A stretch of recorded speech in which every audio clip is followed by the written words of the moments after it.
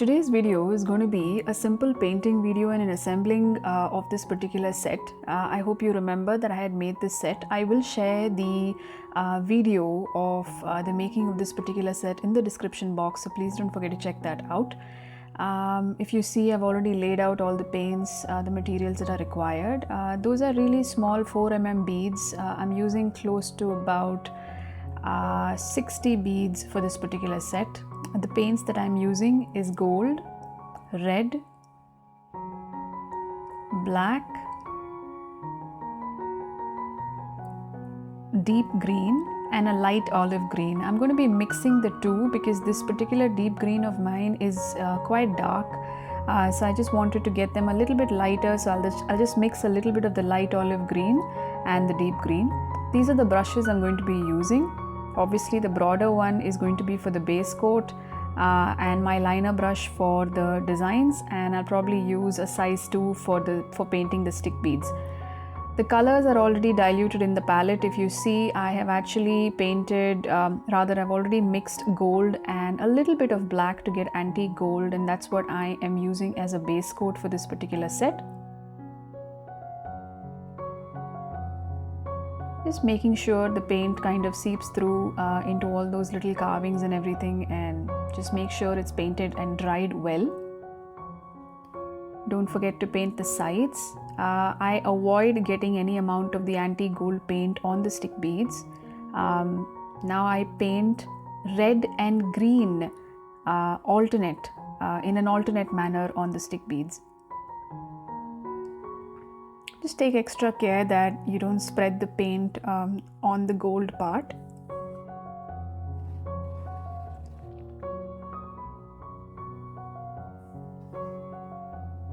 Now with the green, and if you see, I've already mixed the light olive green along with the deep green that I had, and this is the color that I get, which is obviously very close to the dark green. Don't forget to paint the back. So I usually do that. I generally tend to paint the front part first and then the back part, but that's again, it's totally a personal choice how you do it. For all of these, I am actually using my liner brush, 20x0.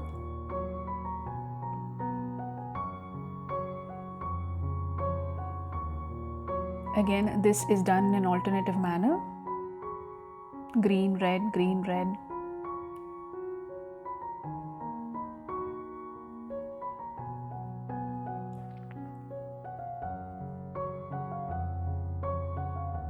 Because this pendant has this kind of work, it's quite detailed to a great degree. I wouldn't add more than this.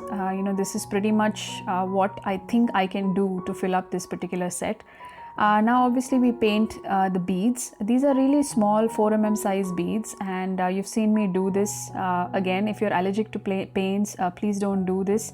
Just take each bead bead by bead, and you can just use a small brush and paint every bead.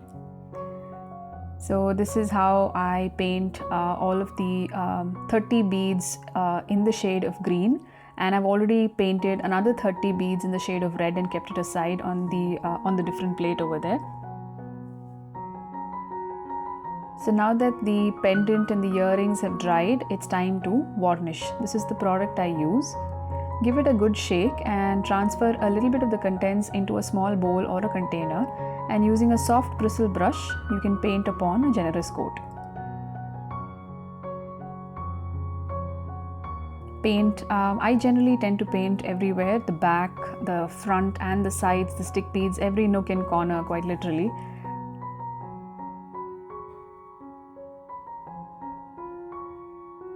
As you see, I've already got a head start on the assembling part, and this is obviously once the pendant has completely dried. I'm using a gear wire. I've already cut a gear wire of about roughly about 10 to 12 inches. I tend to use a little bit of extra. These are really small gold beads, gold color beads, metal beads. They're very good quality beads. I got this way back in a store in Bangalore.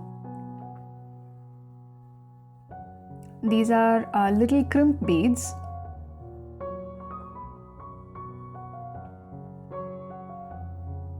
And these are the crimp covers. Now this, I will be showing you how we can use this. So obviously, with regard to the assembling, we put the crimp bead through the gear wire, and then we put it through the pendant hook.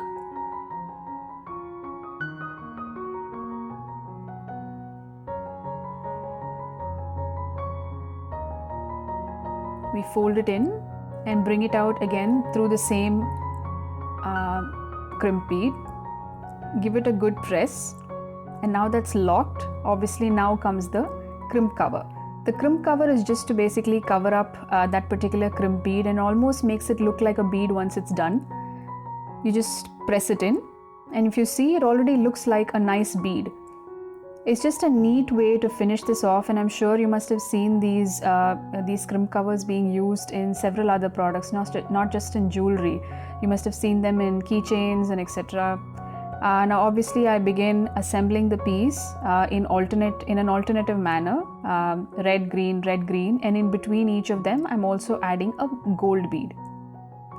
Now at the end of the assembling, I repeat the same process that I did in the beginning of the pendant, which is I put a crimp bead through the wire, and then I put it through the cord, and then I again bring the gear wire through the crimp bead, pull it as close as possible,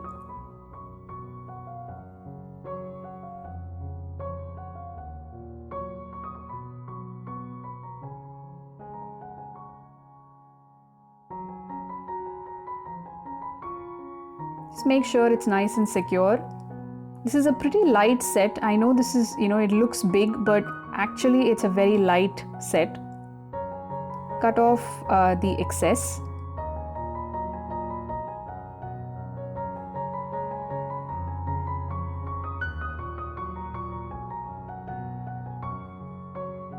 Now that you see there is a little bit that's kind of sticking out, so you just wiggle it in, just move the beads around a little bit and just push it, make sure it's in, because gear wires, once they are cut, can be a little sharp and it shouldn't, hurt when worn. So this is the best thing that you can do, and it also leaves your product looking neat and tidy. And obviously you see that I've already pressed the crimp bead, and to cover that up comes the crimp cover. It really gives a very, very neat,